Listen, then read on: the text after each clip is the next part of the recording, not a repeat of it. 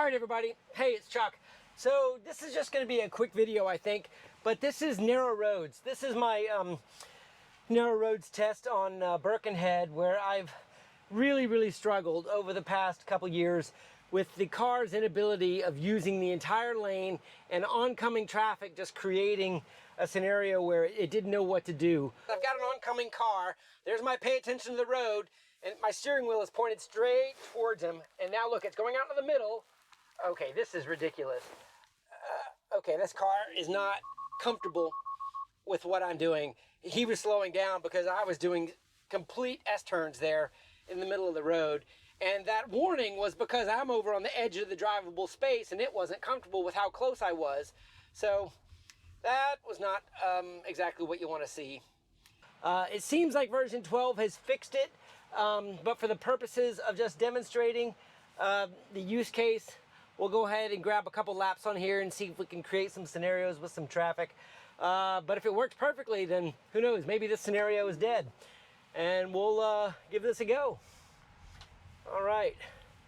I'm going to leave this rear view camera up so you can see basically how the edge of the road is utilized. It seems like it's much more willing to go to the right than it used to be. Nice creep here. And it's clear. I'm leaning forward, it's creeping still. And there's a good commit. And the speed bumps on this road seem to be much better also. All right, we got it. We do have our first oncoming car here. That's great. Speed bump slowed all the way down to 13. And look at this. It's not even flinching. And look how far to the right it went. Fixed. Version 12.3, narrow roads.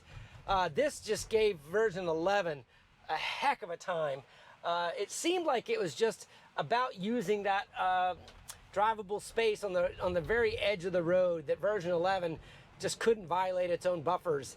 Nice, it went around that yard trash for good. Speed bump here. Last second it saw it. It got all the way down to 19 a little late, but it did see it and acknowledge it.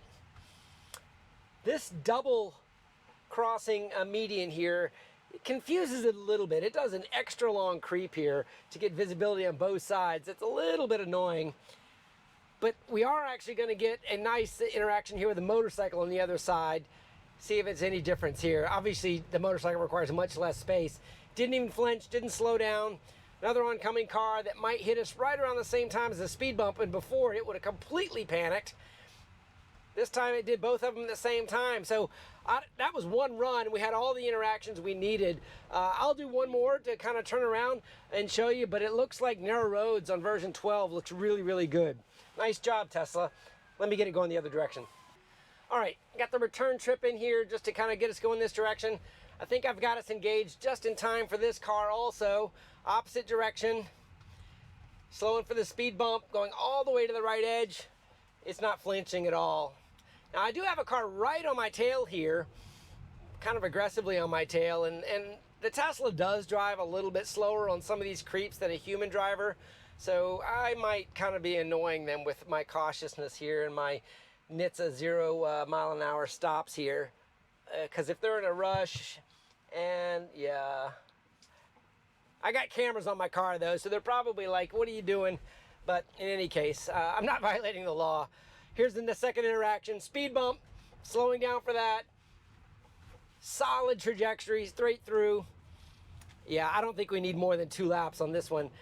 The narrow roads problem was just end to end. It just needed some examples of how to do it. Take away all of the rules, the buffers, the way that version 11 was solving the problem, and just show people how to do it. Now, obviously, there are some scenarios where leaving the drivable surface might be required. It'll be interesting to see if I ever get a scenario that creates version 12 needing to leave the drivable surface. Last interaction, rock solid. Okay, I think that's all I'm going to show you on narrow roads. There's no more need for me to show you that it works perfectly. I think those are kind of silly. I'm going to let it accelerate here through this. I'm going to do this railroad track here for you, and then I'm going to skip forward and give you a quick example of the double green light bug that also seems to be fixed. But for the time being, this railroad track interaction, notice it does slow for the railroad tracks just like a speed bump here. There's 20, 19, 18, very slowly over the railroad tracks. That was really good. and now it's doing a right on red scenario here. I do think there are some improvements for railroad tracks in this version that I think we need to test. And who knows, maybe I'll drop narrow roads and I'll go into a railroad track series, because there's a lot of scenarios where the car needs to wait in a safe spot without putting itself in danger. And that might be worth some content there too. So, all right, so that's narrow roads. Let me skip forward and let me show you the double green light. Okay, well, we're at this red light here. I just want to talk to you about what this is. The double green light scenario is the scenario where you have two traffic signals kind of in this certain distance apart, that when both lights are green, as you go underneath the first one, the car slowed by like 5 or 6 miles an hour and then re-accelerated as it recognized or saw the other green light. It was really annoying. It was just an unknown bug of why it did that, but it did it every single time. Let me just show you a quick clip on version 11.4.9 here of what it was like. Keeping it at 55, 5 over. Yep, there's that much more aggressive brake, and slowed down to 48. So it slows down to 48, it feels like, no matter what your speed is. That's interesting. So 2 miles underneath the posted speed limit is what it's braking to with a double green light scenario. Okay, so here we are. It looks like we've got the scenario, version 12.3.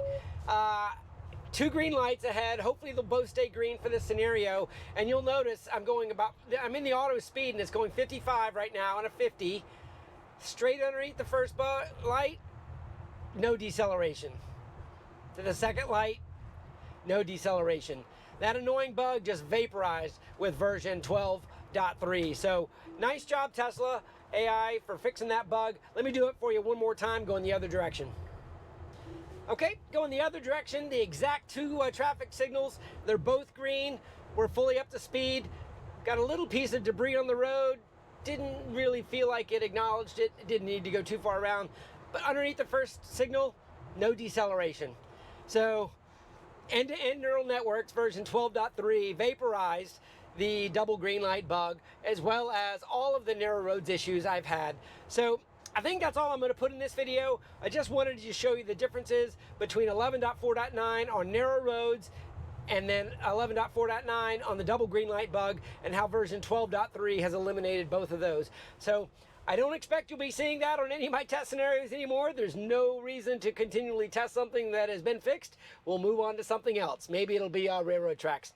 Hope you enjoy the content. Leave some comments below. Let me know what you thought. And if you're driving 12.3 and you got the release this morning, leave a comment. Let me know what you think.